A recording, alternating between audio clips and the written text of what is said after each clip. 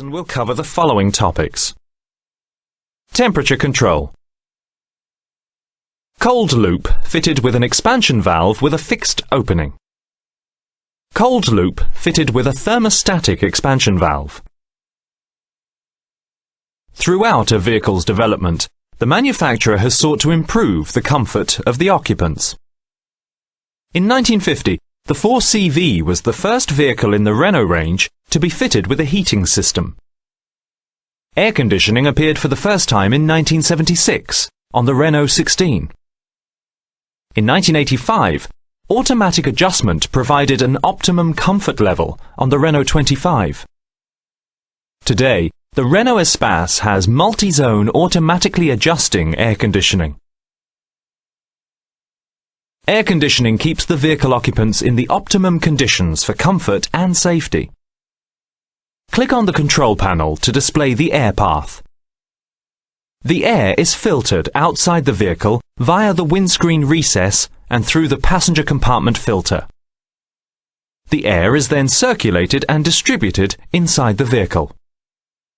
The air conditioning adjustment affects the relative humidity, circulation speed, airflow distribution, and the blown air temperature in the vehicle. The blown air temperature adjustment is the result of mixing hot and cold air. After circulating in the passenger compartment, the air is evacuated via the evacuation flap, usually located behind the rear bumper. Now, let's do In this section, we covered the following points. Throughout a vehicle's development, the manufacturer has sought to improve the comfort of the occupants. Adjustment affects the air circulation speed, the blown air temperature, relative humidity, and the airflow distribution in the vehicle. Two types of cold loop are used by Renault for the air conditioning function. Let us look first at the role of the components common to both cold loops. Click on the compressor to find out its role. The compressor raises the pressure and ensures that fluid circulates in the circuit. Click on the condenser to find out its role. The condenser dissipates the heat accumulated during gas compression. One or two electric fans joined to the condenser make condensation easier. Click on the evaporator to find out its role. The evaporator causes evaporation of the refrigerant released by the expansion valve. As it evaporates, the refrigerant absorbs heat from the air drawn in from the passenger compartment. You can move the mouse cursor over the components to identify them. Let us now look at the components specific to the first type of cold loop. The first type of cold loop includes an expansion valve with a fixed opening and an accumulator. The expansion valve with a fixed opening is located between the condenser outlet and the evaporator inlet. The expansion valve produces cold by lowering the liquid pressure.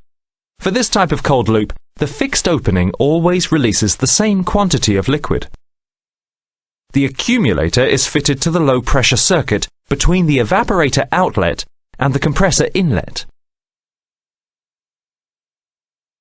The accumulator filters the impurities, dehydrates the liquid, and serves as a buffer reservoir. For this type of cold loop, the liquid is stored in a gaseous state. You can move the mouse cursor over the components to identify them.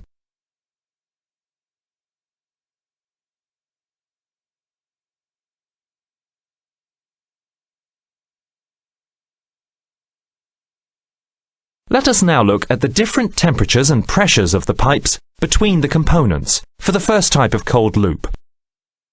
The temperature check is used to run preliminary fault-finding procedures regarding correct operation of the circuit.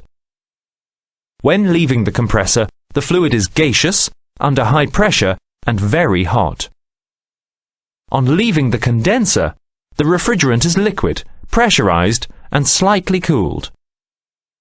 On leaving the fixed opening, the refrigerant is gaseous, at low pressure, and very cold. On leaving the evaporator, the refrigerant is gaseous, at low pressure, and slightly warm. You can move your mouse cursor over the pipes to display their temperature and their pressure.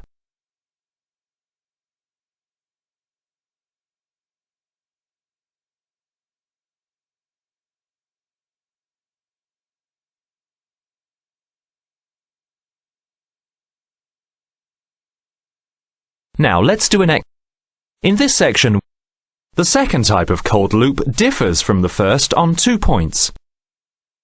The expansion valve is a thermostatic type and is located between the dehydration canister outlet and the evaporator inlet. The thermostatic expansion valve continuously adjusts the quantity of fluid held, depending on the temperature when leaving the evaporator. The dehydration canister is fitted in series to the high-pressure circuit between the condenser outlet and the thermostatic expansion valve inlet. The canister filters the impurities, dehydrates the refrigerant, and serves as a buffer reservoir. For this type of cold loop, the refrigerant is stored in a liquid state.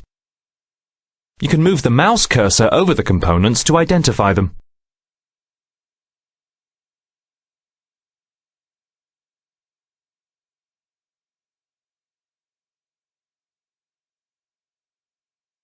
Let us now look at the different temperatures and pressures of the pipes between the components for the second type of cold loop. When leaving the compressor, the fluid is gaseous, under high pressure, and very hot. On leaving the condenser, the refrigerant is liquid, pressurized, and slightly cooled. On leaving the thermostatic expansion valve, the refrigerant is gaseous, under low pressure, and very cold. For this type of cold loop, the pressure and temperature of the gas depend on the temperature of the refrigerant at the evaporator outlet. On leaving the evaporator, the refrigerant is gaseous, at low pressure, and slightly warm. You can move your mouse cursor over the pipes to display their temperature and their pressure.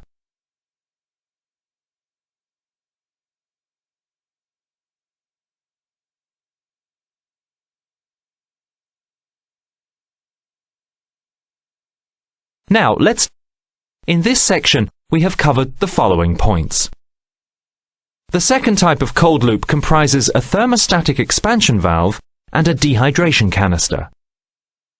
For the second type of cold loop, the release of the gas depends on the temperature of the refrigerant at the evaporator outlet.